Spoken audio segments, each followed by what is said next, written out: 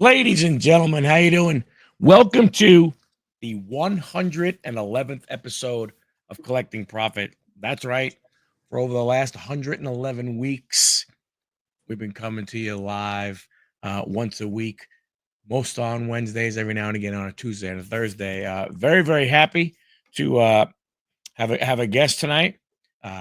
We have Eli. He's from north of the border, so sorry if you hear the word a couple of times, but it's all right.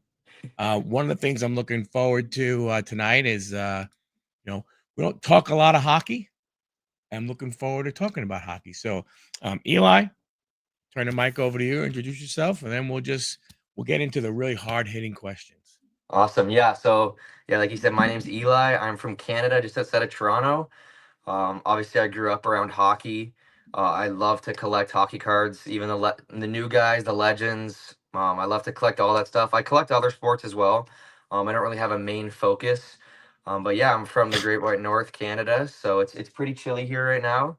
I was talking to Michael. There's like 3 feet of snow outside, and it's negative 15 degrees Celsius. I don't know what that is in Fahrenheit, but it's cold. So yeah, Yeah. that's pretty much it. Very cool. Very cool. Well, again, thank you so much for going ahead and coming on. And, you know, uh, yeah, I mean, it's kind of what I saw. I mean,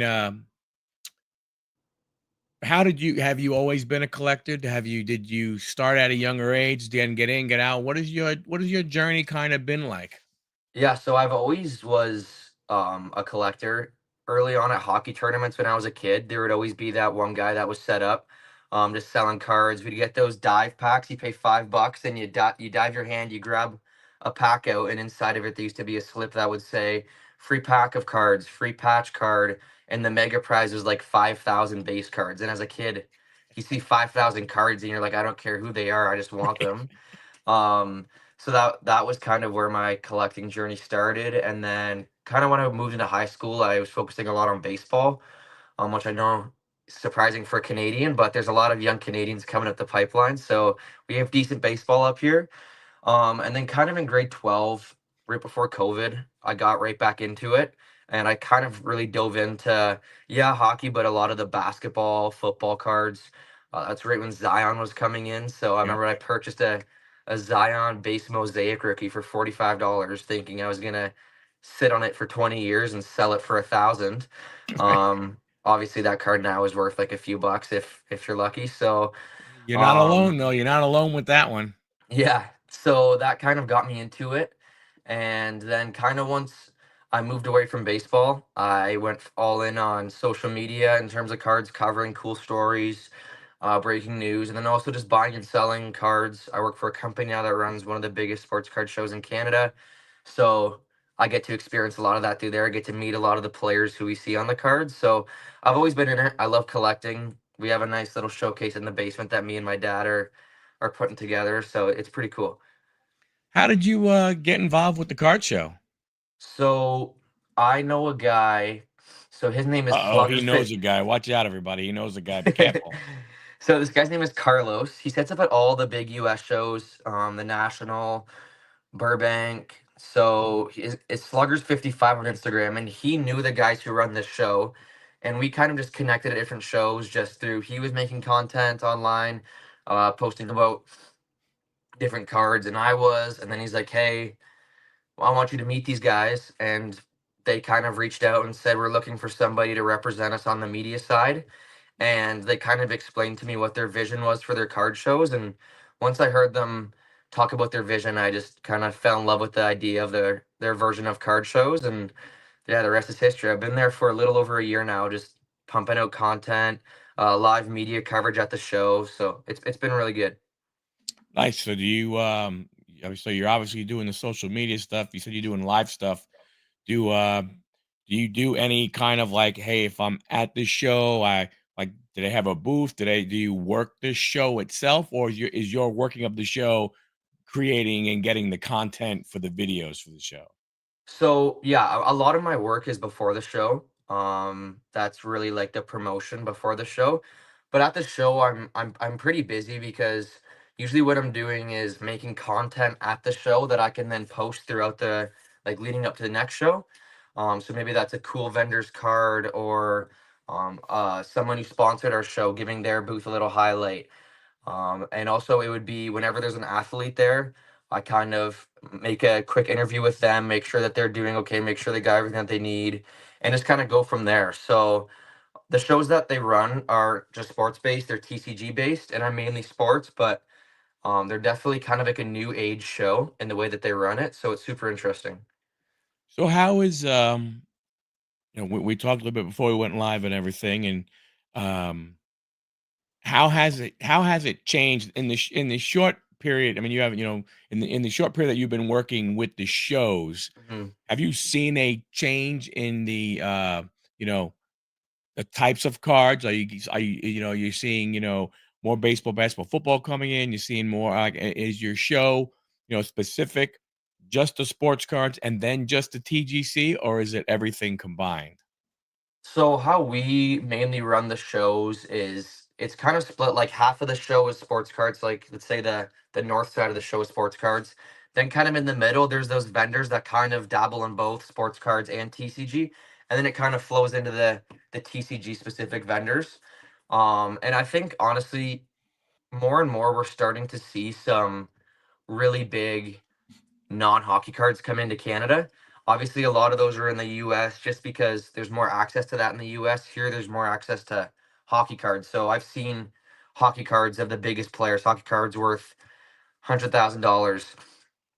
So it's really cool to see that a lot of the guys now are kind of really moving into those high-end basketball cards, football cards, and it's really helping too with how it's growing in Canada. Obviously, the Raptors were won that championship a few years ago, and now Yep. they're not very good, but they got a bright future.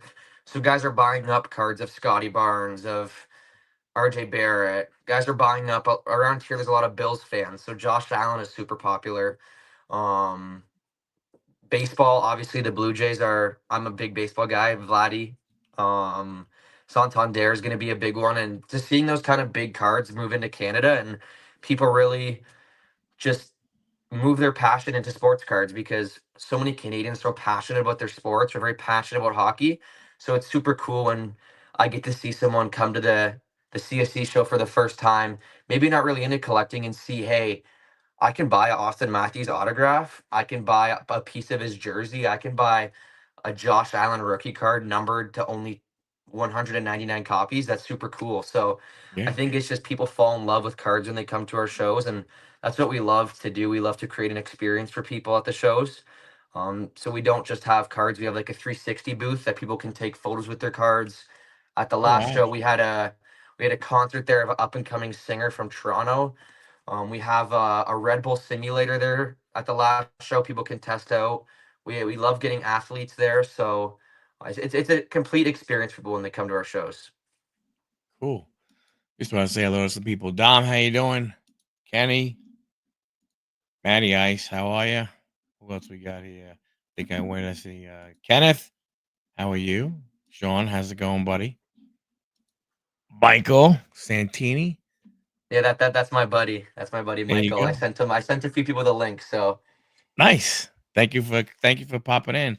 Um, so do you get the football players to come up to your shows, or is your shows mainly, just your Toronto athletes? yeah, right now we're really focusing on the Toronto guys, just because the football guys are tough because obviously if they're coming from the US, there's just a lot more involved with it, and we have a good relationship with some guys that kind of are really closely connected to the athletes and their agents within Toronto. So we've had guys like Doug Gilmore, Wendell Clark, Rick Wamsley. Those are kind of the legends, the Maple Yeah. Leafs legends. And then obviously at our last show we had Matthew Nyes, who is the young star. Then in the summer we had Easton Cowan, who is probably the top prospect. So he's still playing junior hockey, but yeah, he's a top prospect for the Leafs. So it's we haven't really moved into that football range, but I can't say anything yet. But at our next show, March 1st and 2nd, we are going to be having a pretty cool non-hockey name. So Very it'll be cool. pretty cool to see. Yeah, yeah. Yeah, that's cool. That's really good and everything. So, um, I'm just curious. I mean, like today, if I want to buy hockey cards, I'm basically, just limited to, upper deck. Is that the same for you guys in Canada? Yeah, so obviously Upper Deck is the the top of the line here. They have the licensing for all NHL products. Um, and there is Leaf autos as well, similar to other sports. Those don't hold necessarily the same value because they That's aren't don't true. have the licensing. But Upper Deck is probably, yeah, it's the pretty much the only option to get licensed products. Now, if you were to buy cards from I think around like 2012 time, that's when Panini had licensing as well. So you can get like National Treasures autos, the Panini Dominion autos. But even though those are licensed at the time, they still don't sell for as much as the Upper Deck ones from that time. So they still sell Really? for more than the ones do now, but the cup is probably the top for hockey products. Obviously the Connor McDavid cup patch rookie patch autos do like 100 grand Canadian. So that's like 70 grand about US, maybe 60, yeah, something around that. So quite a bit. How's the God bless you. Um, how is the Bedard market overall do you see at the show? Yeah, Bedard, I know he was extremely hyped. His young guns came out super hot. They've gone down Did just. that bounty ever get wasn't there like $1 million bounty or something like that for one of his young guns or something? Yeah, so there was, I think it was, I don't know if it was David Adams. I don't know who. I'm not gonna say for sure, but yeah, it hasn't been fulfilled yet. Um, Little Titus. someone could have it sitting in their basement, or it could still be sitting in a box at a store. Because a lot of people I know did buy cases to hold on to. They're not necessarily opening them yet, Really? so it could just be sitting in one of those. But I know so the for his year, there was the regular Young Guns, the Young Guns canvases, obviously, and then there was the deluxe out of 250, the exclusives out of 100, and then the silver outbursts, which weren't numbered, the red outbursts out of 25, the clear cuts, which weren't numbered, and then the one of one, which hasn't been pulled. Now there was an out of 25 that was pulled pretty close to release date, and it was sold by Slab Sharks for one of the sponsors of our shows. They're one of the bigger eBay consigners, probably Yeah. the biggest eBay consigner in Canada, um, and probably the biggest hockey card eBay consigner. And they had, I think, one of the most watched cards in eBay history was that card. I forget how much it was, but it was insane when that card got listed on their website. So it's pretty cool to see the Bedard market. At the time, he was selling for the same as Crosby and McDavid, which is a little premature for a guy who's a Yeah. rookie. But I think he's on a pretty bad team, but he's playing pretty good. So it'll be interesting to see as they kind of build around him, because a lot of the top guys didn't come up from good teams per se. So it'll be Right. interesting to see as they draft guys want to come and play with him, what happens to his market. So if he wins a cup, it's going to go crazy for sure. Oh yeah. If he's able to leave the Blackhawks back to the cup, that alone will I mean, if he gets them to the playoffs and they start and if they make a deep run, Yeah, you'll see his value spike up. He goes ahead and wins and MVP. Whew, I mean, yeah, that's when everybody's going to be watching. They're going to be watching the Stanley Cup, and what they're going to have is they're going to have all their drafts of Connor Bedard cards just sitting in eBay drafts. And if he were to win and be MVP, they're going to go make live, bam. yeah. It's going to go crazy, and everybody in Canada says that the Stanley Cup is the hardest trophy to win, just because hockey's such a It physical is. sport, and then It when you is. have to win so many games in the playoffs, it's not like it's not as physical as football. But football, you play one game a week. Hockey, you're 4 games a week, and then playoffs are a game every other day for a month and a half. And you're getting a hit, you're getting body checked, you're getting slashed, you're getting beat up. So hockey, NHL guys are a different breed of how tough they are. So Yeah, and I always say, from someone who has watched on TV and gone to games, if you've never been, do yourself a favor, and if you can, go to one. Even even go to minor league hockey, you will note there is a massive difference in that sport live versus on TV. Oh yeah, it's how fast those guys, like, you see it online, people see it on TV, but when you go and watch those guys skate, it's unreal how fast they can move and how much physicality they can play through. So it gives a whole different perspective on just how tough it is to be an NHL player and how much like time it takes for them and why their cards are worth so much money Yeah. just because how tough they are and stuff. I mean, Titus, you're not wrong. Overall, they aren't. And I mean, a lot of that has to do with popularity, but I'm sure, you know, uh, you know, um, you'll have probably, I would think, you have a more potential of a higher value of a hockey card in Canada than you do, in the US. I mean, now, don't get me wrong, a Connor McDavid, a Crosby, Wayne Gretzky, those guys, you know, I don't necessarily know if the country is going to go ahead and have that much an effect, on those guys. But I think that next level guy, that and the funny thing is the true hockey fan that understands the game, pays attention to the game. If they go to let's say a card show here in the U.S., they could really take advantage of Oh pricing yeah. because, they understand, to somebody else, what's his name? Marco, is it Celebrini? Macklin Celebrini. Macklin Celebrini for San Jose, right? You know, there are people might go to a show and go, he was a rookie, he's not doing much of anything, I'll mark his cards, for $2, $3. Somebody who understands the game goes, that's a kid who has some talent. I'll buy a bunch of those $2 and $3 cards because maybe they are 15, $20 cards at one point in time. Who knows? But not buying a base card is going to go for a massive amount of money. But if that's one of the big differences of when a sport's not that popular, you can go ahead and I don't want to say take advantage, but you have opportunities to find deals. Yeah, and I think so. The national was the first. So this recent national was the first time I'd actually gone outside of Canada for a card show, and I'm actually heading to Burbank. I'm leaving Friday, so that'll be exciting to see. I don't think Oh just to see how wow. much hockey's out there, but there might be a little bit. But yeah, I definitely like to go out and make trades with guys there because obviously they'll take my football and I'll take their hockey without even thinking twice because those will both move better.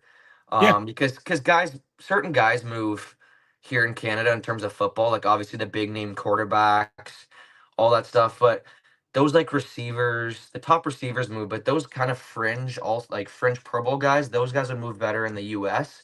Just like the fringe All Star guys would move better here in Canada. Right. Like no one's gonna know who. I'm trying to think of a name, like a decent player here, like Sam Reinhart. Yep. Um, he people in the US, a lot of people are gonna be like, oh, he's just this older guy who plays, but here everybody knows he's the guy who put up 57 goals last year in an 82 game season. That's Yep. pretty hard to do. So yeah, that's just kind of the cool thing that I like about the US shows is Well, I get to benefit, but so do the other guys who I'm giving my cards to. yeah.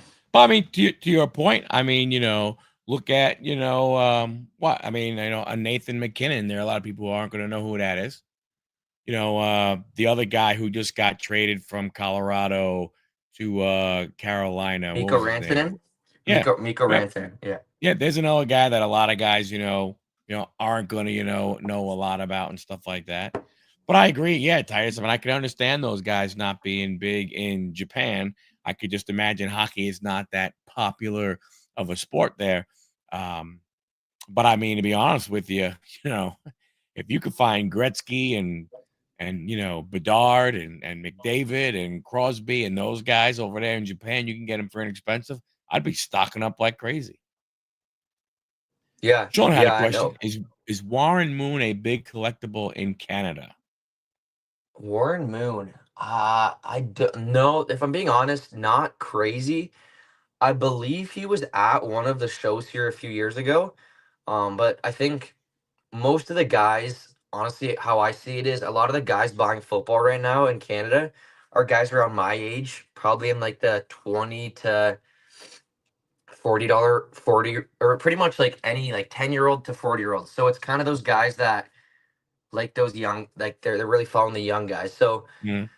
like veteran or legend quarterbacks, the big names obviously, but a guy like Warren Moon isn't necessarily a crazy collectible guy here. Just like those fringe Hall of Fame guys that played hockey in they're not going to be huge in the US, but Gretzky's going to have a stronger market in the US, or a guy like that. But yeah, Warren Moon isn't too crazy up here in Canada. Before I get to Dom's question, I'm curious. Uh, does Canadian Football League have cards? Yeah, they do. So their licensing is through Upper Deck. So they get different cool cards. The cards honestly aren't crazy collectible. Like the most expensive card you're gonna see come out of one of those sets maybe will be a couple $100. But you never know what these players can turn into. I know like guys like Chad Ochocinco played in the CFL. Who else? Johnny Manziel played in the CFL. There's been a few big Back, names. back in the day, So Doug Flutie. yeah, so they have cards. I've owned cards, but they're not. You're not going to see too many at a show. Like it, honestly, you're probably not going to see much at a show. It's more just the crazy diehard CFL fans that are going to want it. Hey Dom, so five hockey. So present, all time. What would you like to? How would you like that answered? Or give us both. Who are your top five all time, and who are your top five currently playing today? Okay, that's oof, there's so many hockey players. So top five all time, and Gretzky's got to be number one. I think Bobby Orr is probably the best defenseman of all time, so he's got to be up there. You could say Gordie Howe is up there. Guy played for 900 years. Yeah, I'm gonna say Sidney Crosby is the one active player that cracks the top five, and then the last spot I'm gonna give to either Lemieux or Yager, one of the two of them. That they both that belong in there. Yager's obviously still playing over in whatever country he's in. Um, excuse me, but the top five right now, McDavid is the best. He's no one's better than him. Yeah, I'm a biased Leafs fan. I'm gonna say Austin Matthews is up there. He's been hurt this year, but he's still a great player. I was gonna say it's not like that's reach. Yeah. He might be considered what, the best American player ever, It's or it's gonna take a little bit. or is he's up there? Yeah, if he continues on the pace that he's at, there's no doubt that he'll be up there. Um, I mean, there's so many. Like McKinnon is probably a top five player in the league. There's so many good guys. Like probably the best defenseman in the league right now is Cale Makar. He's Yeah, he's unreal. And then one more. I know like Leon Draisaitl's having a great year. Coach Kucherov is super underrated, but I think if yeah, probably either of those guys can crack the top five. So there's so much good talent in the NHL. It's any team you watch is going to have a star. Mostly every team that you watch is going to have a star. So it's exciting to watch hockey. so they have the professional women's hockey league. Hmm. Upper Deck has now. Yeah. Um, so that'll be interesting. I hope it does well. I don't want to see any sport, go ahead and go ahead and fail and everything. I hope it can do well. I mean, that's going to be one of those ones where you know you're already in a sport that is the lower of the major sports, and then I mean what I think I don't know if it's going to hurt them or help them. I'm not 100% sure, but I think in a way, and I'm not. It's it's a chauvinistic thing to say, and I'm sorry about that, but I think if people go see an NHL game or even a minor league hockey game, and they see the speed, they see the technique, they see the thing that these guys can do, and Hmm. then they go watch the PWHL, if they lower their expectations and learn to appreciate what the women can do, I think it'll be okay. But if people are going with the same expectation that you're going to see these women flying up and down, I just don't, that it could go ahead and it could cause, people to be like, well, it was okay, but it wasn't great. I don't know if I'll go again. So Yeah. I hope figure that I out. I know that's always been a major topic of conversation just for women's sports. And I think the PWHL is it's been pretty successful the first couple of years. The PWHL cards came out pretty good. The top young Yep. guns were selling for like the young guns outbursts were selling for like a couple $100. Oh wow, Um, so it's going to be interesting. At the end of the day, they're extremely talented. they are. They're all a girl that went to my high school. She's a few years older than me, but she plays on the Toronto team right now. Oh wow. So it's super interesting. Honestly, I watched it. I watched a few games, not in person, but online, like on TV, and it's fun hockey to watch. They're passionate, and I think what is really important for them is it's not necessarily about like yeah, obviously about how many fans you can get out, but it's also about inspiring the next generation because these girls that are or ladies that are playing in it now, they didn't have that league growing up as a kid that was bringing in. If they had leagues, but they Right. weren't like this where it's nationally televised in Canada, the big Yep. games. They're getting thousands of people out to their games. So it's I think it's going to be interesting to see how it pans out. And I will if it's on, I'll watch it. I'm not going to be turned away from it. So it's good hockey. If you understand how hockey works, it's good hockey to watch. So Yeah, and that's what I'm saying. That's what I mean. They still do everything that the guys do. You still, I mean, it's still when you think about it, you're still, on what is it? Is it the skate is what is it? It's a quarter of an inch, or is it yes, even less yeah, than that?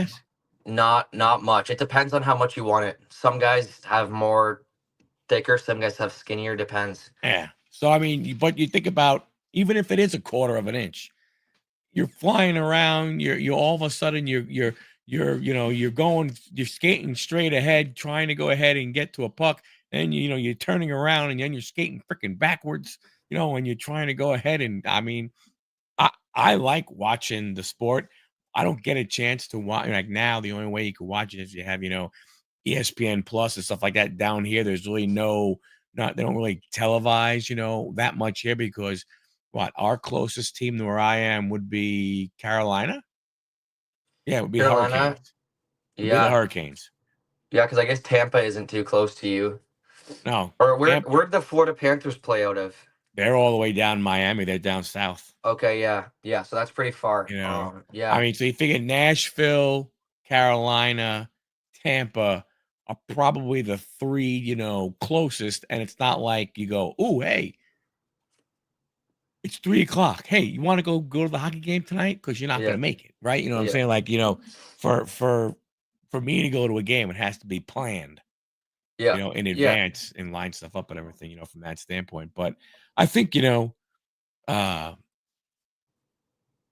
I think it'll do well. I mean, I really do. I think that's one of the yeah, Hartford Whalers. Yep.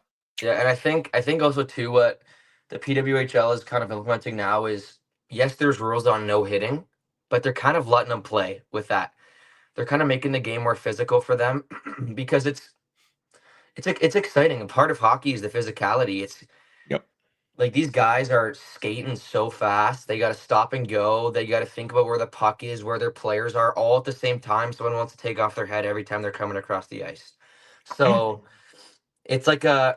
I explain to some people, and when you're in a heated game of hockey, it's like a nonstop game of football. Like it's just the other team is trying to knock you to the ground. They're trying to take your head off, not literally, but Yeah. they're trying to like put you down on the ice as hard as they can. So, and there's fights. Hockey fights are some of the best fights. So it's fun. Yeah. No, I mean, I agree. I mean, it doesn't get it doesn't get the acknowledgement of how hard it is, how tough it is, that it should go ahead and get, because I mean, you know, It just, I mean, like I said, just because it doesn't have the TV market. So I mean, again, here, so a lot of people, have a hard time being able to watch. Yeah. If you're in the city where it is, it's a little easier. But if you're Mhm. not, you know, you have to buy a package and stuff like that, and everything, from that standpoint. I'm not saying that, that people don't want to, um, do that, but it makes a little bit, a little bit more and everything. Hockey's not a sport that's going to disappoint. That's for sure. If you find a good game, yeah. Yeah. Favorite sets to collect for all sports?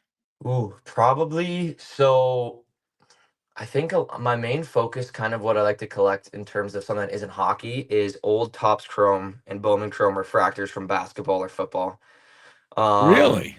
Yeah. So I got like not like old, like early 2000s. So I got like a nice '04 LeBron James black refractor out of 500. That's kind of like my favorite card. Nice. I got a Kobe that's numbered. I got a nice Jordan refractor from '96 Topps Finest. So I think it's '96 or '98, one of the two. Like I just kind of like those. I kind of like the looks of them. I like how they're simple. They're not like these new products that have 88 different parallels. They're nice and simple. They're slick. Then in terms of hockey, I've really started to collect the old. I really like the old autos of the legends. So at the recent show a few months ago, I picked up two vintage Sign of the Times autos, which are pretty popular. And it was a Gordie Howe and then a Sidney Crosby, and they're both from the same set. So I think it's like '05 Sign of the Times, '06 maybe. I just love those. Those are kind of what I like to collect. So I I collect hockey cards. I don't collect, that much and everything. But you know, I would go into hockey breaks Yeah. online because um they wouldn't be priced that high. Mm-hmm. And I would go for, value and stuff like that and everything. So I was actually in an upper deck stature. Oh, yeah, Stature's a nice product. Very slick looking Yep, product. 22, 23, Okay. and I had picked up. I'll put myself on big screen once a second, but I had picked up the Anaheim Ducks Okay.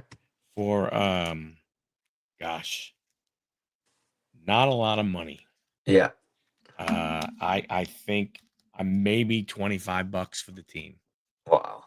and these were three big cards that I got, out of it. So I got that autograph of Pavel, Oh yeah. which was it's numbered to 199. A rookie to 49 autograph. Oh, Dosto. Yeah, he's good. He's a good young goalie. Oh, good. Well, if you like that one, um, I think you'll like this one a lot. One of one rookie. Wow. Yeah. He's like their team isn't great, but he's a good young goalie. And goalies in the NHL are good goalies are hard to come by. So Yeah. I think he's got a if he can stay healthy, I think he's got a decent career ahead of him. Hey, hey, John, what's going on, buddy? Yeah, 23, 23, 24. Allure's great. Allure is a really good product. Mhm. But I mean, how like they do, they do stature, they do the cup. I mean, in the cup, you get there are some really beautiful cards that come out of the Oh cup, yeah, the you true know. RPAs that come out of there, the booklets that you can get, the the button patch cards. There's that product just never fails to amaze me. Another big thing too that I like is every single year Upper Deck puts exquisite patch autos, patches, numbered cards, and autos into a random set. So you can chase after like Bedard exquisite rookie autos, which Mm, if you look at the exquisite basketball cards like Jordan, exquisite autos, LeBron James, those are unreal. So yeah. to still have that kind of hanging around by Upper Deck, I don't know, I want to say it was in Black Diamond this year. They kind of inserted in. But that might have been last year. I forget which one, or maybe it was I forget, but I think it was in Black Diamond either this year or last year. They added them in, so you can pull some like diamond relic cards, all that kind of stuff. It's amazing. Yeah, yeah, I mean, they do a good job with their higher end stuff. Their MVP and Series 1, Series 2, I mean, you know, they don't do a bad job with them, but I mean, it's a basic thing, and but that's what you have, right? It's no different than Topps Series 1 baseball, Yeah, it's right? just it's It's the flagship rookies. it's the flagship rookies. It's, it Yeah. is what it is, the paper product and stuff like that, and that's what you're gonna get, and that's okay. Hmm. That's okay. Curious, and it just came to my mind. I'll get to Dami's question. Is set building big in Canada? Yeah, not necessarily for the young generation, but definitely, CSC who I work for, we also have a Facebook group, and every so often we'll have a guy go in there and say, looking for these guys to add to my set. And obviously the only really sets that we see are the Series 1, Series 2 extended sets with the young guns, the inserts. People love to do the complete sets. And it's just I think for people it's usually older people that do it, but it's just like when they were kids and they were completing the sets. It's fun for them to do it. It's fun for them. Just a guy who like to go chase the next card to buy and sell, maybe to make a nice little profit on. They like to chase that complete set. Yeah. And they want to pass it down to their grandkids. They want to pass it down to their great grandkids. So I think building sets is still popular in Canada. It's not crazy popular, but it's not as much as it was back in the 90s or the 80s. But there's still guys that want to complete those Series 1, Series 2 sets. And some guys complete them just to sell them because they can get the base cards for free. All they have to do is buy the young guns, but then they can sell the complete set for a premium. Right. So it's still somewhat popular, but it's not overwhelmingly popular like it used to be. Yeah, and I think, like, it's the same here. What you do see is, like, when you go to the bigger shows and stuff, and when you go to, so are you going to the show, or are you just going to Burbank itself? I'm going actually to the show, so the Yeah, West Coast. It's the West Coast the card show West now. Coast Yeah. show. So I think, so what you will see, you'll see the old guys like me and older, that and you can tell the old school guys, because those are the old school guys are the ones that have, the wired, notebook, the notebook with the little Hmm. spiral notebook, Yeah. and their crap they need is the card numbers are all handwritten, and you see them flipping and everything like that, I love it. yeah, I love seeing that at the shows and you'll see that a lot. because I believe that a lot of people say get a lot of collectors get mad at flippers or investors, and a lot of investors get mad at they don't necessarily get mad at collectors, but there seems to be a bit of like turmoil there. And how I see it is those guys doing the sets are just as beneficial to the shows as the guys that are going in there to flip cards, because Oh, heck yeah. for me it's like it's an ecosystem. I'm a science guy. That's what I'm in school for.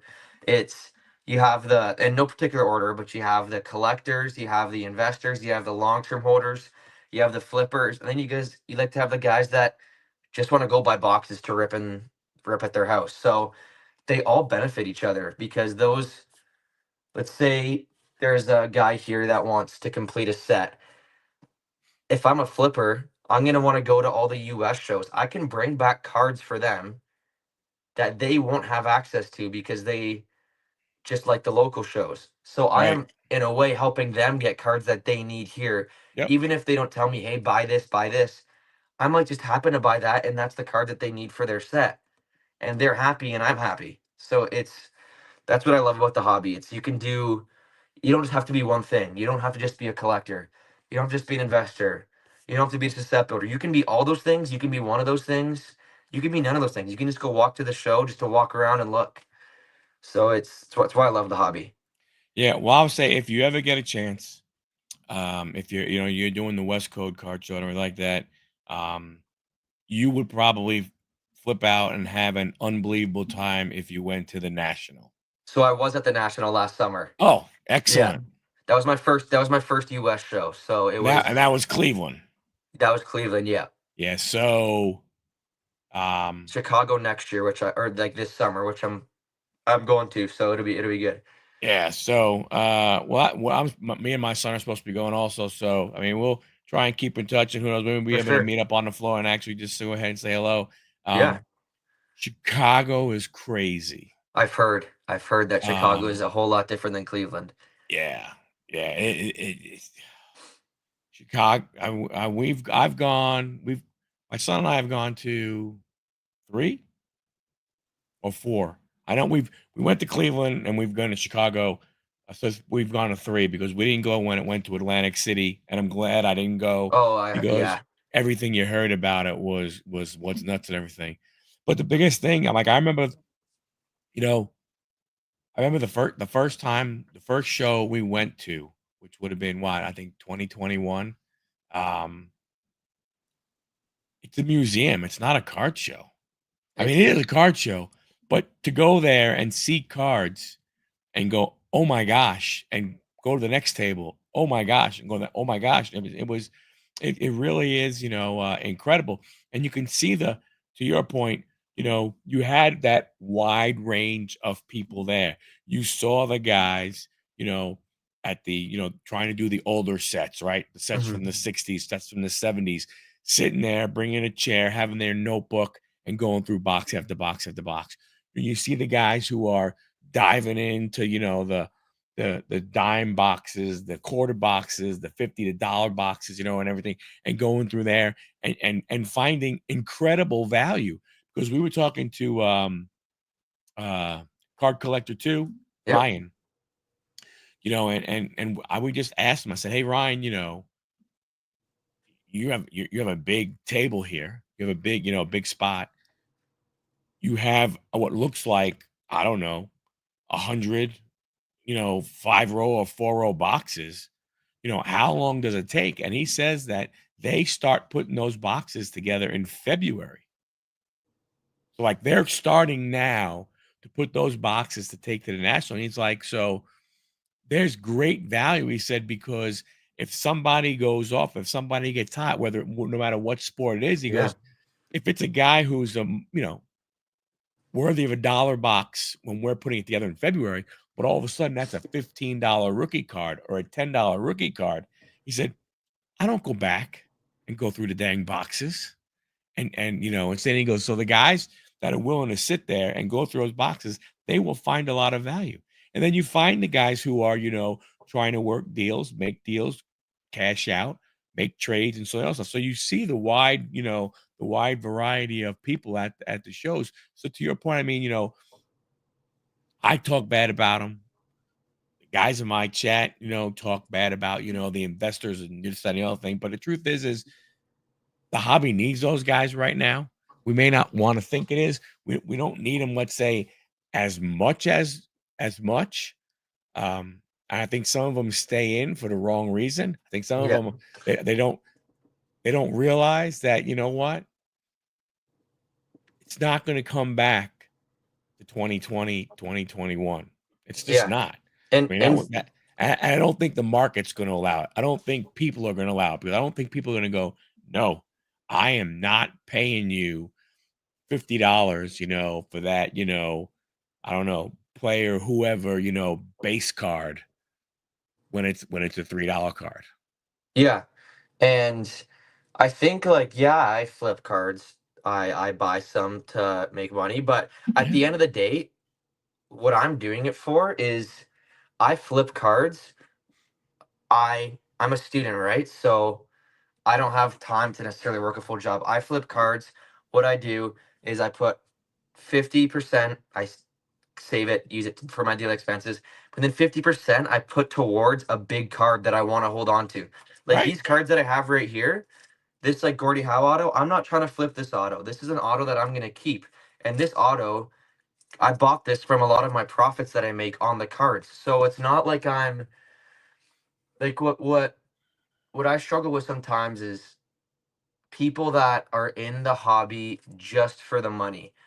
I know guys that just flip cards, but they only buy cards to flip that they like. Like they still like the cards. They like the look. They like buying that set.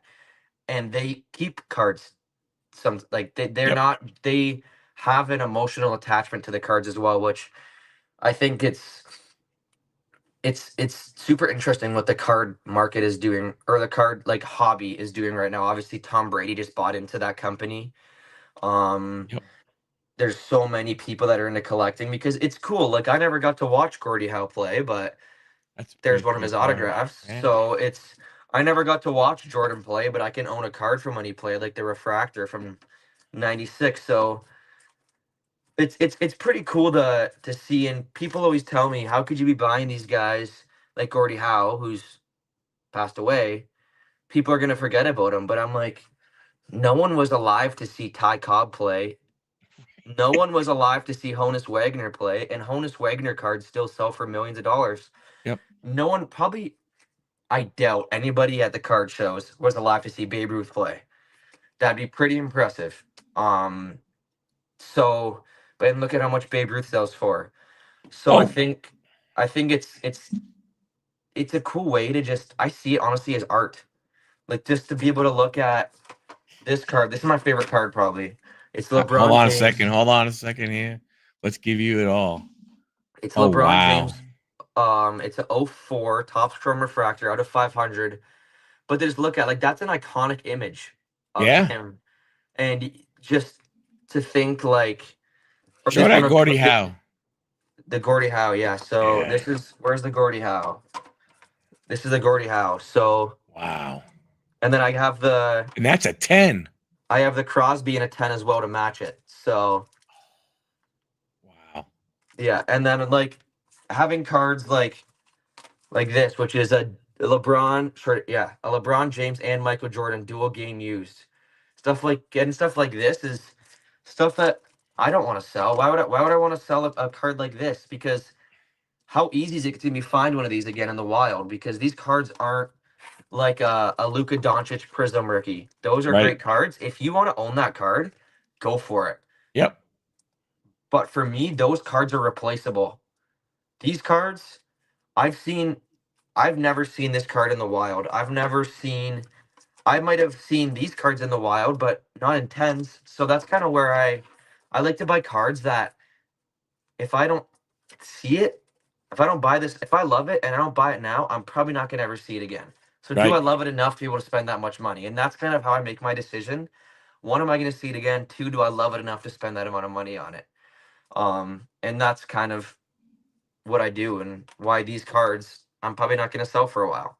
So Dom asked a question about favorite. Would those be your favorite ones from your collection? Yeah, probably if I was to pick out my favorite one, it would be the LeBron. This card is just, I graded it myself. It came back at 8, but these cards are historically hard grades, the black Yeah. refractors. Um, but like I really like the Crosby autos. These are probably my favorite cards. I have more cards. Um, but Does these are, PSA have an office in Canada, or do you have to send them to the US? so if you send them to the US and they're Oh, opening up an office. that's gotta be nerve-wracking. Yeah, so I go through guys, luckily, that have it all insured and stuff, and they have a deal. There's also at different shows they can grade on site. PSA is opening an office in Canada, but it's not going to be for any grading.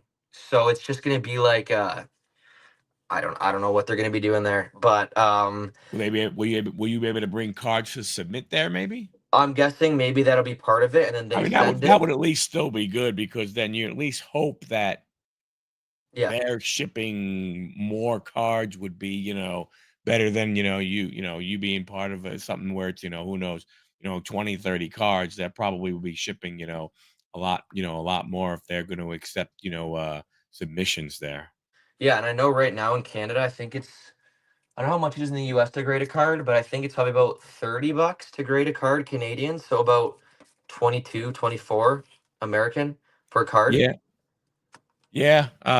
With PSA, I think so. I know, we have a lot of, grading companies, here Mhm. in the US. My son was actually a grader, was a grader at one time. He did for two, smaller companies, was grading for them and everything. and now he has a grading service that that he offers to people where he pre-grades the cards so that this way people would send him 10 cards and they say, hey, he checks them, gives you what he believes the cards will grade Yeah. at, and then you could decide, hey, I don't want to send those 5 in that are going to get 8s or lower. So, Yep. you kind of, so rather than it costing you 25 bucks to get it graded, he pre-grades it, for a couple of dollars a card, and you wind up saving, money. Yeah. Yeah. I think that's a great option. That's him right There's now. guys. That's like a guy here in Canada who I go through the same thing. He sends it like it's just a good option to have because I think a lot of there's so many parts of this hobby, and I think if I were to do something when I'm done university, it was like try to find a way where we can educate more people coming into this hobby because there's so many mistakes that people can make. Yep. Like I know someone who's gone and bought a bunch of cards, thinking like they went in thinking, hey, I'm gonna make some money, and they thought what cards were listed for on eBay is the market value, and they bought Yep. a bunch of cards for way over market value, thinking they were getting good deals. And if they had known that, they could have saved so much money, and that could really turn someone away from the hobby.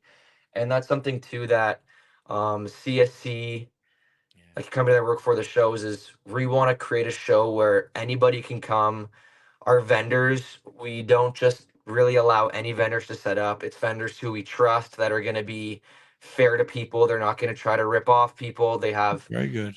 They have new products, old products. So because we don't want a kid to come and get ripped off by a vendor and then that turn off them from the hobby, because how do you know that that kid that walks into our show at 10 or 12 years old in 20 years isn't going to be one of our premium vendors because they fell in love with cards at our show? Oh, sure. So that's how we see it. It's a family experience. It's not a show where kids can't come. Like we encourage like kids, there's activities for kids to do. We do like free pack giveaways. We do a ton of giveaways because we really want to inspire the next generation to enjoy the hobby. So yeah. Yeah, and that's the that's the important thing. That's where and I'm the local shows, the shows that are, that are in bigger cities but are not like a national type show. You Hmm. know, that's where we need, more of that. There's a like a lot of times here, like here, there's one company and they run one show every single month and they rotate between, 2 hotels. We have a lot of shows here they'll be in malls, they'll Hmm. be in hotels, they'll be in Knights of Columbus halls, they'll be in VFWs, they'll be in, those types of things. And uh it's great to see the younger kids come and going through and everything like that, and then it's also great to see, the vendors taking their time with them. I've coached baseball. I coached baseball forever, and I I wasn't as deep in the hobby when my son was younger, and it was the younger age kids. But what I've told, like, a bunch of in the association that we were part of, I would ask the younger coach, the guys who coach the younger kids, the 6, 7, 8, 9, 10, 11, 12 year olds. Hey, do you guys, do any card packs, card giveaways for your kids? I have a ton of cards. I will give you as many as I can, and it's great. I've had a few coaches, so I mean, I'll bring them, I don't know, 2 800 card boxes full, just go, "Here you go," and they're like, "What do you want?" I'm like, "I don't want anything. I just want, I want kids to go ahead and, see them and cool and be cool and everything." And what I do is, I started collecting 50 years ago. So I'll throw some 70s and 80s and 90s in there also so that they could, "Holy Hmm. cow, I got this card is from 1983. Holy smokes," and just, you see the reaction on their faces, and it's really what it's all about, you Yeah. know? Yeah. I think it's super cool. to see just kids enjoying the hobby, and it's cool to see because they also don't see it from a like a dollar standpoint. They just see a card of their Yeah. favorite player, no matter the value. That card could be a 1 cent card, and they're gonna love it because that's their guy. Yep. And I know, like, I have a kid who my family knows. Sure, I don't physically have a kid. There is a kid who my family knows. um, so he actually knows that I collect cards, and he collects cards. I've given him some cards. We've talked about cards, and I'm not going to show the card just because it's online or whatever. But for hockey players, when they're young, they can get their own photos taken and get cards. So I have them from when I was a kid, and he actually said, "Hey, add this one to your collection," and he gave me his card and he signed it.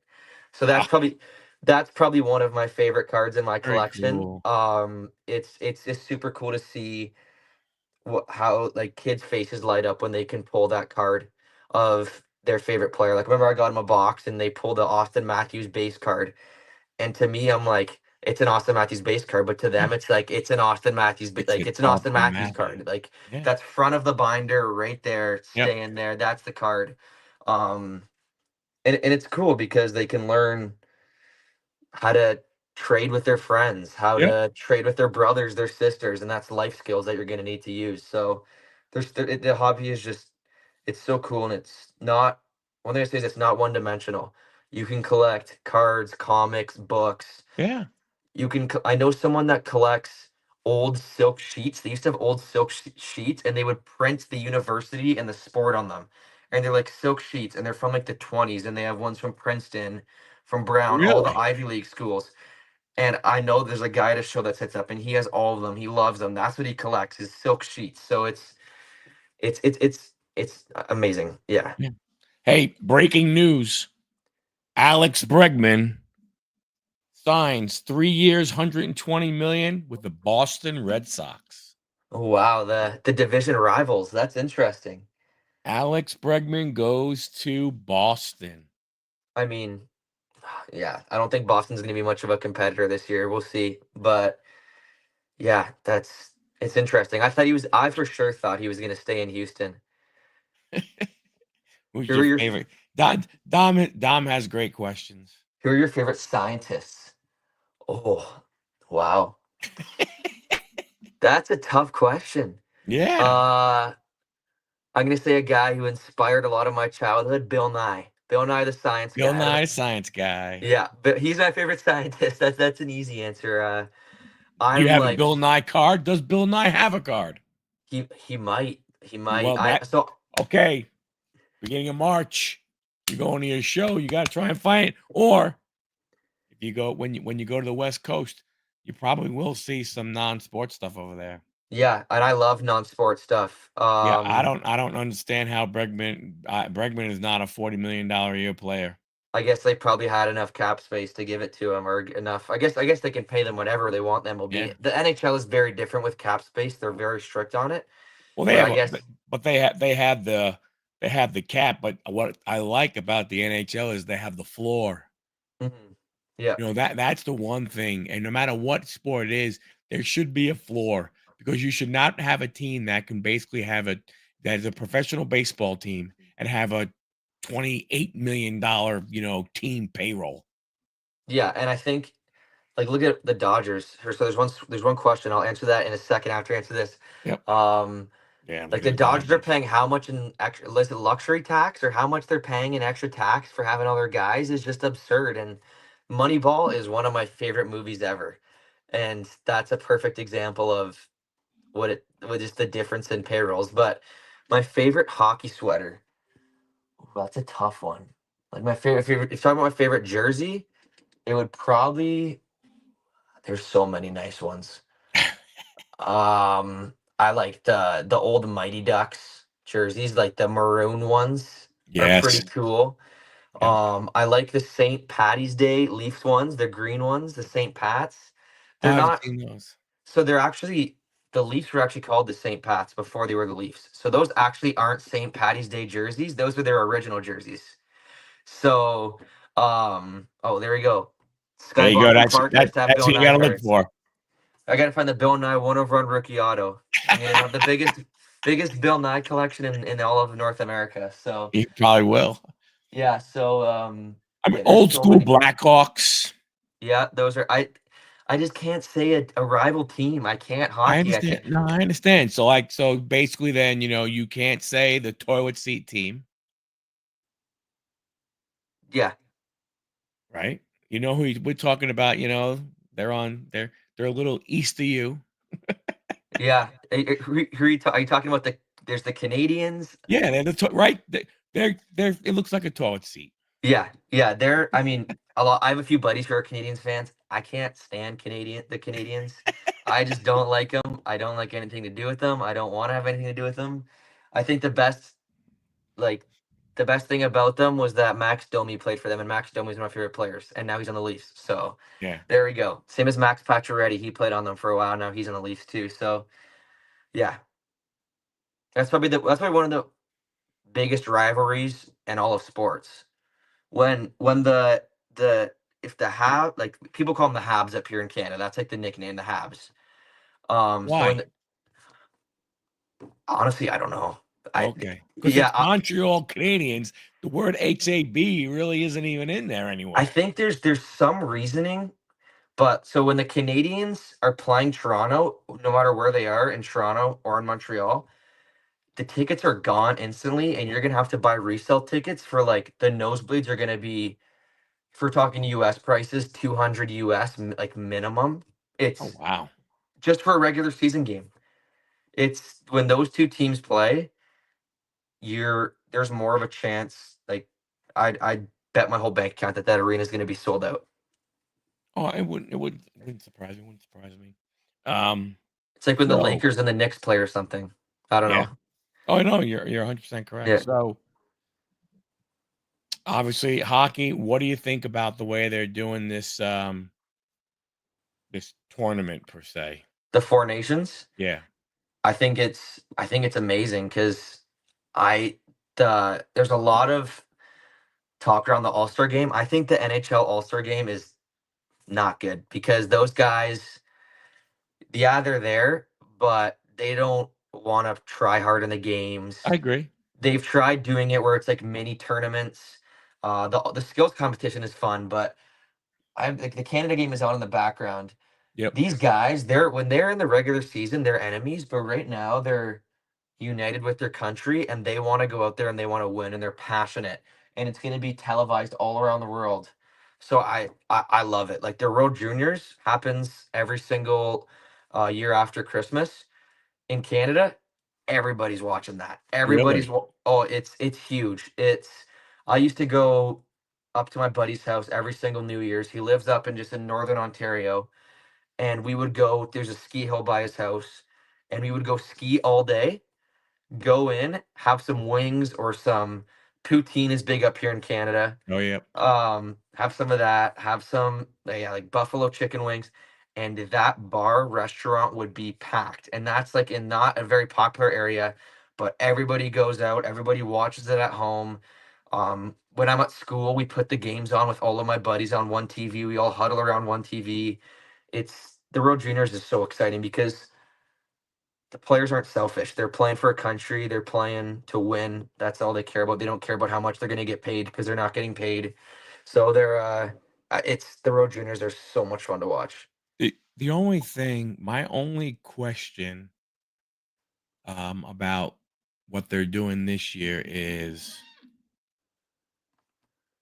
how do you do it and not have, Kucherov, Ovechkin, just some of these, some of the Russian players, some of those old players who, I mean, I just, I find it very interesting, Yeah. that even though you're having it, you're not really having, you know, the best of the best that are potentially there when you're cutting it out.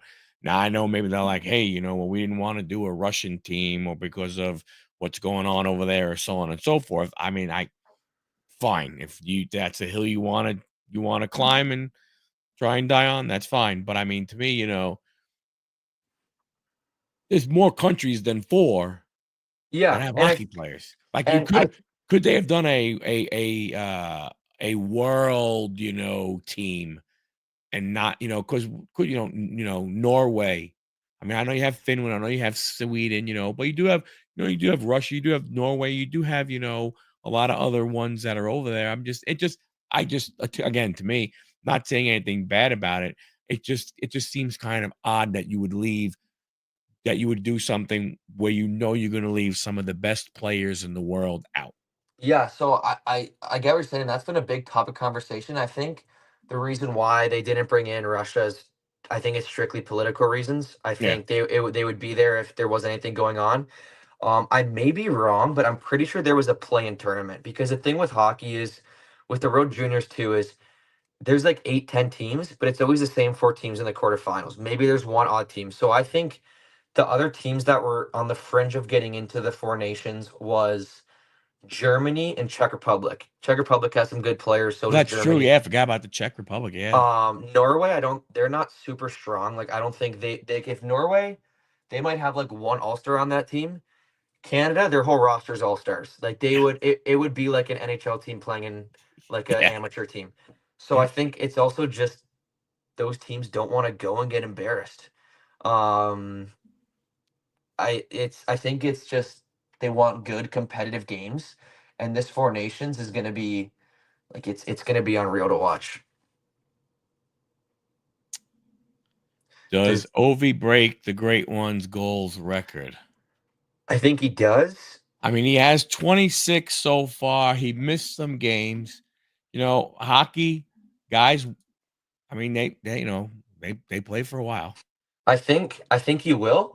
He's at Not this. 879. What was Gretzky? Nine some wasn't I Gretzky? think he's like 24 goals off. Oh, okay, yeah. I think So something like that, or like I think he's under 30 goals off. I don't know, but I think he's not going to get it this season. But I think the thing with Ovi is he's going to stay around until he gets it. He's not going anywhere. yeah, Um, he's not going to get this. So what? He's played 38, 39 games. I don't know how many games they've played total so far. Let me see Oh, if I they've could. he's missed a good amount of time, but he broke his leg and he was back on the ice like 2 weeks later. Like, he's So unreal. I mean, they've played 55. So if he's played 39 and he would have broken a leg, that ain't that bad. I mean, Yeah, he's only missed 16 games. yeah, and I think he's gonna Dang. beat it. He's gonna get there eventually. I think next year is gonna be the year. And the I don't crazy, think you get that close and then go, you know what? Nah. yeah, and the thing with me too is people always say, yeah, he's gonna beat Gretzky's record, but he played like, I don't know, 5 or 6 more seasons than Gretzky played, which is true. But at the same time, it's like, yes, that's true, but was Ovechkin more valuable because he hung around for longer? That's how I see it too. Well, He gave his team more productivity over the years.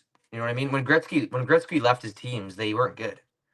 it's not only that. I mean, you're not talking about a guy who is scoring 10, 15 goals a year and hanging on for like 3 or 4 years. I mean, no, Oh, last year, yeah, 31. The year before that, 42. The year before that, 50.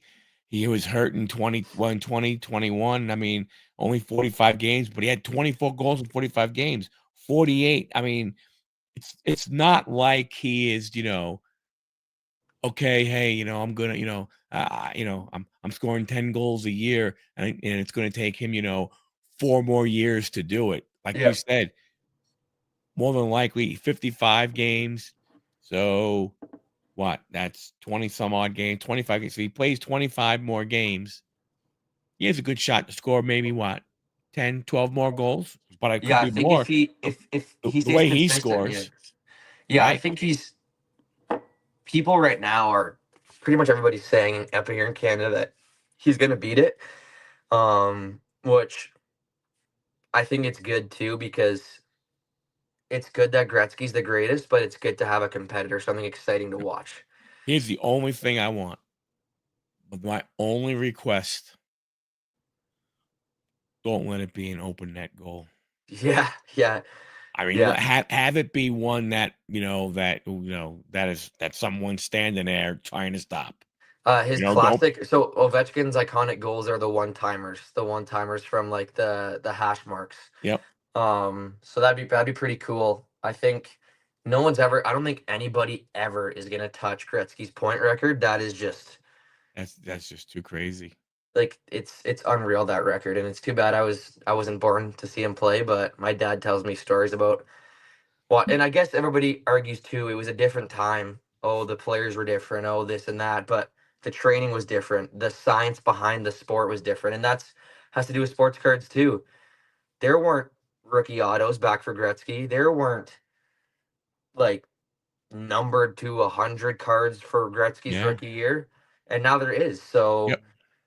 yeah, these players are getting paid more, but they have more science behind it. Their market values are higher. So it's And you interesting. would think that um, the potential would be more today than it was then because of the way the game is played now. I mean, it is definitely not as physical as it was when he played. It's still physical, but I mean, I mean, they went after you big time. Hmm.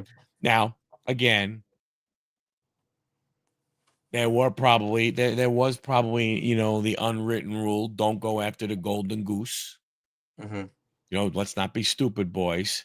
We can't let, the greatest hockey player on earth go ahead, and get slammed into the boards and be out for, a year or however long it would be, right? So I mean, I get that part. But I mean, it's just, I mean, it's just the way it was. And when you look at him, you look at, I mean, imagine what Mario Lemieux could have done if he never had all the injuries he had. Oh, for sure. I mean, it's just, I mean, I remember I watched Gretzky play. I mean, I watched him go ahead and beat my Islanders, which hurt a lot. And then Watched him play, and then he went to the Rangers in his last year. which made it even worse. And I watched Mario Lemieux play, and stuff like that and everything. And and it's funny when you look at like McDavid today. He's not very different than those guys. Yeah, What just the what way that what he can what take over a game. Yeah. right, it's like he's not very different, and that's what sometimes kinda sort of makes it odd. It's like, you would have thought he would have been the guy, but again, it's different. It just goes to show you when you talk about, like you said, what Gretzky did was, and you look at the teams that he had around him when you had, Messier and Curry and Coffee and those other guys, and stuff like that, you don't a lot of times now you don't have that, what do you wanna call it? That, Core. collection of talent on one Yeah. team. Hmm. You know what I'm saying? Like, you don't I mean, when you think about it, probably right now, Pittsburgh was the last one when you figure that when you talk about at their heyday when they had, Crosby and, oh my gosh, Malkin, Malkin, right? and Letang is one of the best. Like I think he's a top 50 defenseman all time, and Right. he was But there when you too. think about the Oilers, you had Gretzky and Messier. Yeah, Oh my gosh. and And they had great goalies the whole time too. right, and you had Grant Fuhrer then, but what I'm saying is, like, when you look at it now, Toronto, if Tavares would have gone there a little earlier, maybe, he's come back a little bit, from his heyday, with the Islanders and stuff like that, but you don't see a lot of teams who had, 2 Hall of Fame caliber, upper echelon, centers on one team. Yeah, I think the closest thing to it right now, honestly, would probably be the Avalanche. I think McKinnon is going to go down one of the best players of this generation. He's already got a cup. He's True. consistently in top 3 in points. And I think, honestly, crazy take, Cale Makar could go down as a top 2 defenseman all time. I could see that. He is I'm just gonna when say you for watch him yeah, play, like okay, yeah. off. I know people an offensive defenseman. His offensive game, he's a great defensive defenseman, but his offensive defense, like Bobby Orr was an offensive defenseman. Right. Um, I think like you said, he's already got the cup. He's not like crazy old already, and he's putting up great numbers as a defenseman. Oh yeah, Which, when you score 10 plus goals as a defenseman in a year, that's pretty hard to do. I think he's done that almost every single year. yeah, that's big. You don't see that much anymore and everything. You Yeah, know. so I think that would be probably the closest thing to, I guess, Draisaitl McDavid too, just because of how good McDavid is and how good Draisaitl is. Those would be the two teams right now. That would be the closest to having a duo like Gretzky, Messier, Crosby, Malkin, all that. Yeah, I mean and that's one thing that's that with hockey, with the way it is all set up and everything like that. You don't see, and you really don't see a super team. The ones that are built the best are the ones that have those three good lines, and they have those three good pairs of defensemen. And a lot of them now, you don't really have there are not as many workhorses as there were back in the day when you had, whether it was Grant Fuhr or Wah or Billy Smith, or John Van Beesbrook, these guys, they played, 75 games a year. It's like the backup is who? When the Yeah, hell it's did like that now guy get now on the they're team? playing like the starters are playing like 50 games a year Yeah, maybe. like you would be like, who's in goal for that team? When did he play that? He's been there all year long. It's the 30th game of the season. He's played twice. You Yeah. don't have that anymore. Right now, it's like goalie tandems. Again, you have a couple, but you're seeing it less and less of these guys playing, 70 something games, yeah, the Martin Brodeurs. You Oh don't yeah. see that. You don't see that anymore. Y- Which is fine, but I think that's what makes hockey that's why when you look and you go, Florida wins one year, Carolina wins, who else? Chicago wins, Colorado, Montreal, Dallas. all It, those, it yeah. it gets spread out, because there's no like super team. There's Yeah. no Los Angeles Dodgers. Yeah, and I think too a lot, yeah, that's obviously it keeps it super exciting. And I wanted to mention too, I was gonna say this earlier, I forgot, but what's on my mind, I want to say it. It's really cool too with a lot of hockey players that are actually involved in the hobby too. I know I was at a local card show, just at like a Legion Hall, probably about 20 minutes from my house. And I walk up to this booth, and this guy has a bunch of Marcel Dion stuff, just like everywhere. Signed photos, signed pucks, signed this. And I go up to him. It's a group of guys. I go up to the one guy. I'm like, "Oh, you guys know Marcel Dion?" He's like, "Marcel Dion, nice to meet you." What? Yeah, he sets up at he just comes to the shows, and he sets up, and his deal is you buy something at my table and I'll sign, I'll take a photo. So one of the coolest things that I have is one of his what do you call it, programs from when he was in junior hockey from the 70s. It's an original program. It has his name in it, and he signed it for me. And then I guess I was nice enough that he got me a book, and it was a book just on goalies.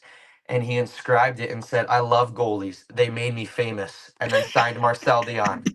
So he's obviously a guy who, like, I knew the name, but when I actually looked into how good of a hockey player that guy was, Marcel Leon was really, really good. I think he's sixth all time in scoring. Yeah. But you look at the guys now, and a guy who's not even going to crack the top 50 list is his autographs are selling for $200. This guy's sixth in scoring, and you can buy his autographs for $30. Yeah. But he just That signed a that's lot. It's supply that and that demand, but but still, he's like, but to your point, that's the crazy part. That's the crazy thing with the hobby. You look at I mean, you look at some of the crazy ass stuff that's going on. You know, Paul Skeens, Pittsburgh. Yes, don't get me wrong. Unbelievable talent. What'd he do? 20 games maybe?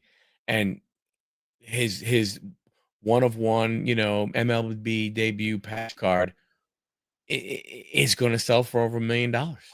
yeah. And how It I see doesn't it make is, any sense. so if I'm being honest, I don't like to buy, even if I'm buying to make a little bit of money, I don't like to buy the new guys because it's too volatile. I like to buy the guys like Brady, Mahomes, Josh Allen, the guys that are solidified to being good. Yep. Sorry, that's my train of thought here. Because sorry, yeah. So how I look at it is doesn't make sense where this guy's prices are. So let's say right now I can go buy a Paul Skeens auto for the same price as I can buy who was a great '90s pitcher that won a ton of World Series. Let's say a Mariano Rivera auto. Mm-hmm. I know they're okay. Who's a pitcher who won a bunch of like Tom Glavine? Did he win some World Series in the '90s? Tom, but I mean, Greg Maddux, Yeah. So unbelievable Greg pitcher, Greg Greg Maddux. So when I look at him right now, Paul Skeens autos are selling for more than his are.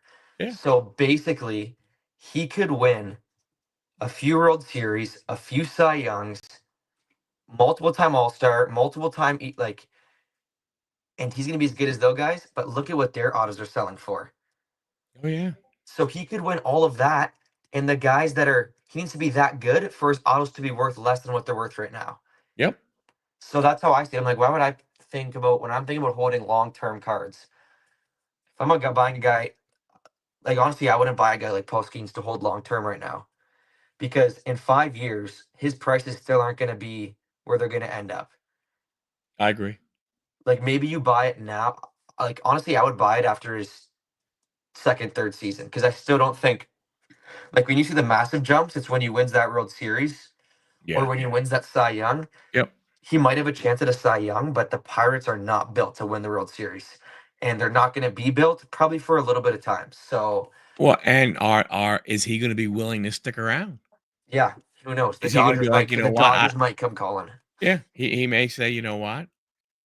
Yeah, I'm not gonna go. You might as well trade me because I'm not signing long term with you. Hey, thanks a lot. I appreciate you picking me. First overall, I appreciate everything you did, but you know what? Sorry, man. It's not. I'm not. I want to win. And that's the bad thing about baseball. That's the sad reality of it. But to your point, when you now take it and you look at that from that standpoint of the value of his cards, yeah, you're 100% correct. And some of these other guys, I mean, you just look at some of the prices, is ridiculous. I don't know if you had heard about it, but you know, we had the big bounties for like, the Bowman draft cards, Yep. and Drew Jones, a Oh yeah. good baseball player. He had a $250,000 bounty if you pulled his one of one. And people go, "What would you do?" I go, "What would I do?" I'd go, "I sell it as soon as I can." Yeah.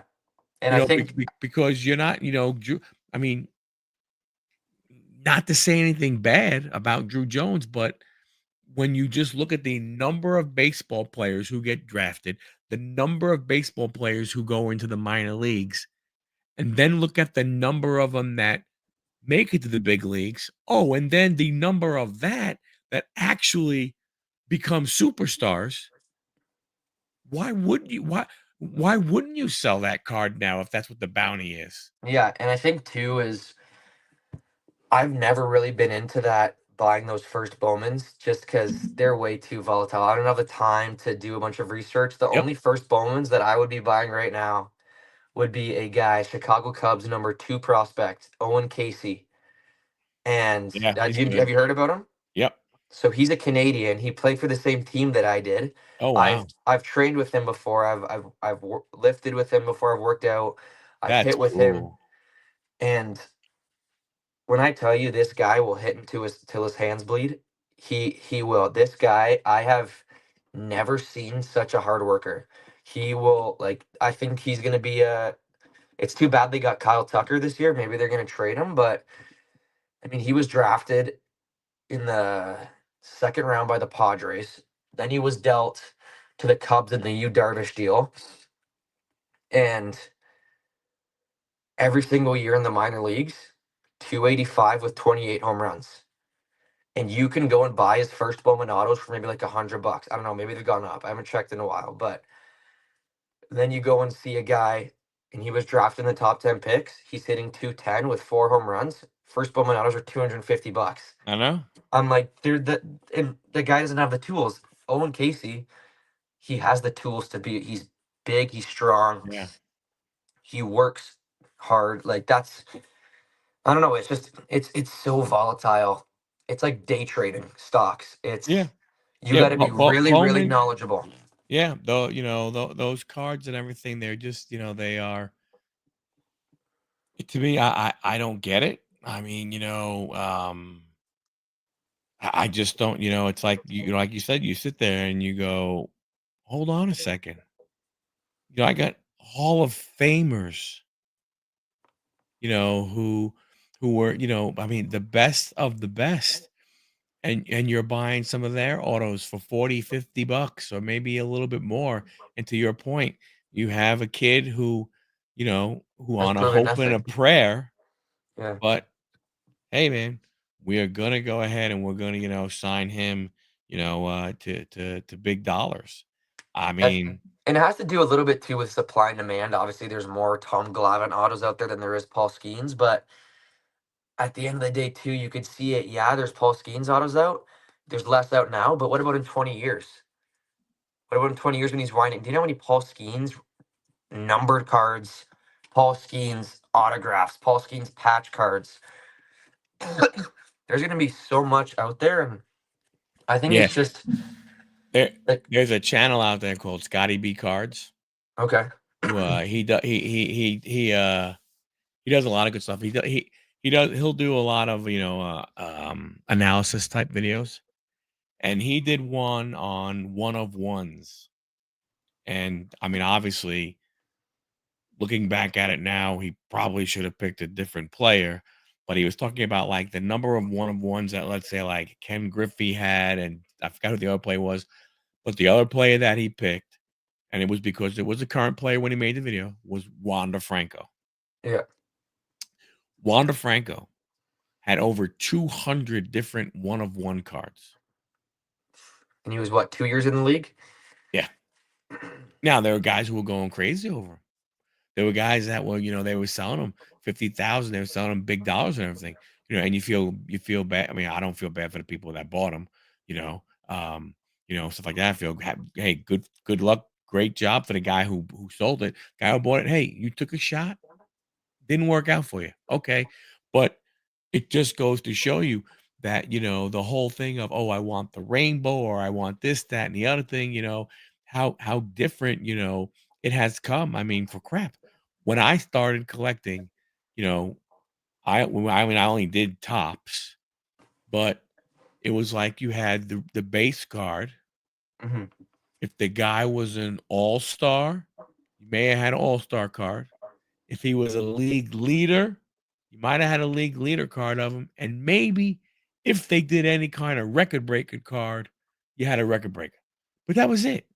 Yeah. You didn't have a rainbow. You didn't have 8 different number cards and then 16 different colored parallels that aren't numbered and then image variations and then, no name, no number, no this, no that, gold mirror, no mirror, gold foil, tin foil. I mean, it's like you didn't have any of that.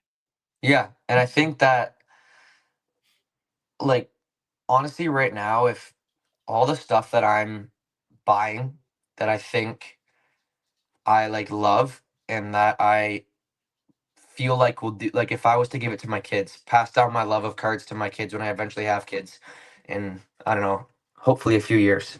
Not anytime soon, but I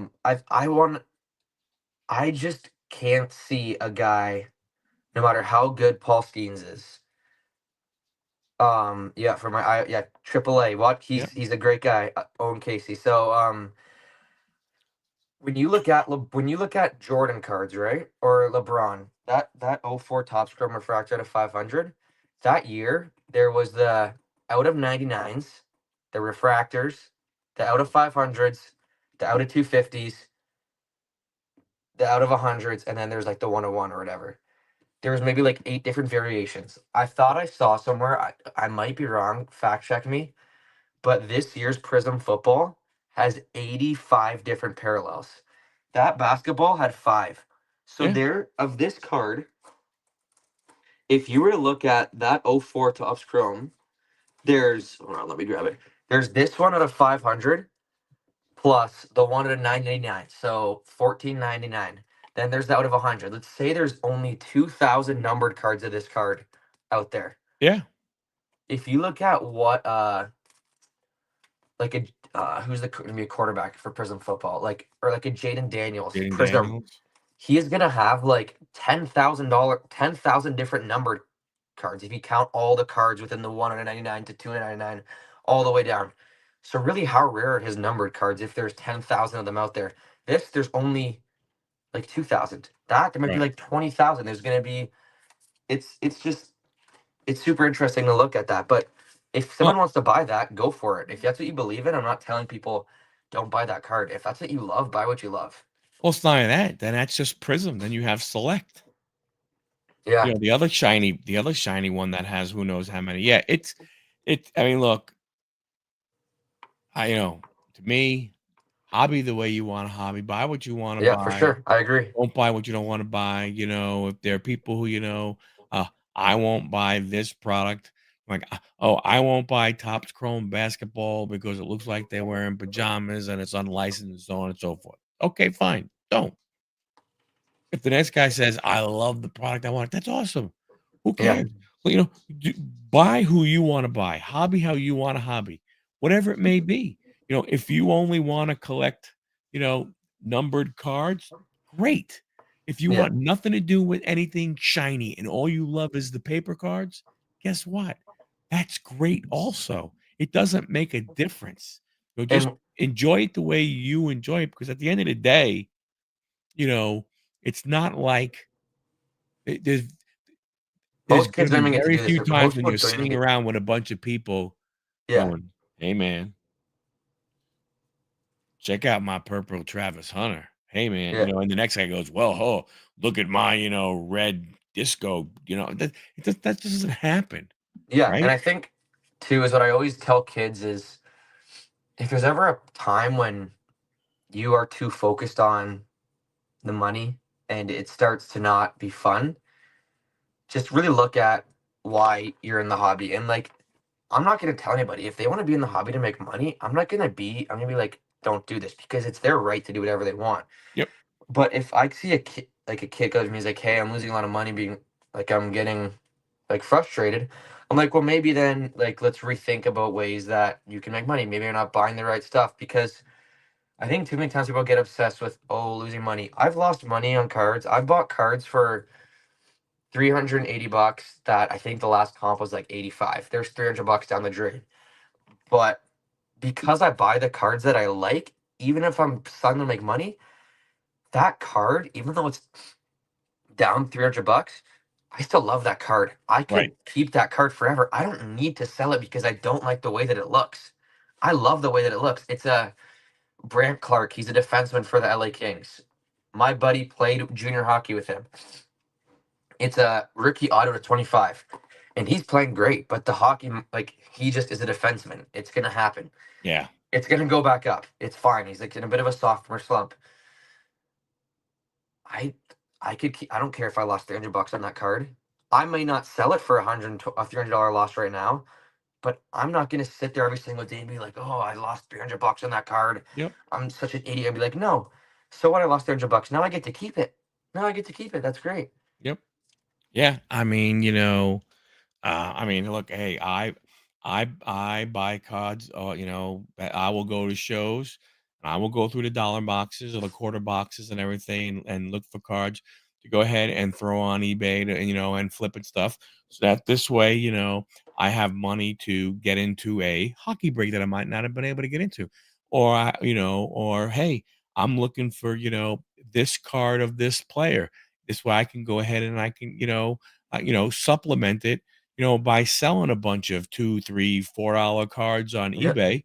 And then you know what? You have that nice little stack and you go, hey, that's the card I've been wanting, for a while. Here you go. To your point, of using it to, you're a flipper, but you're a flipper, not necessarily is it making your living out of it. You're flipping to get cards that you want.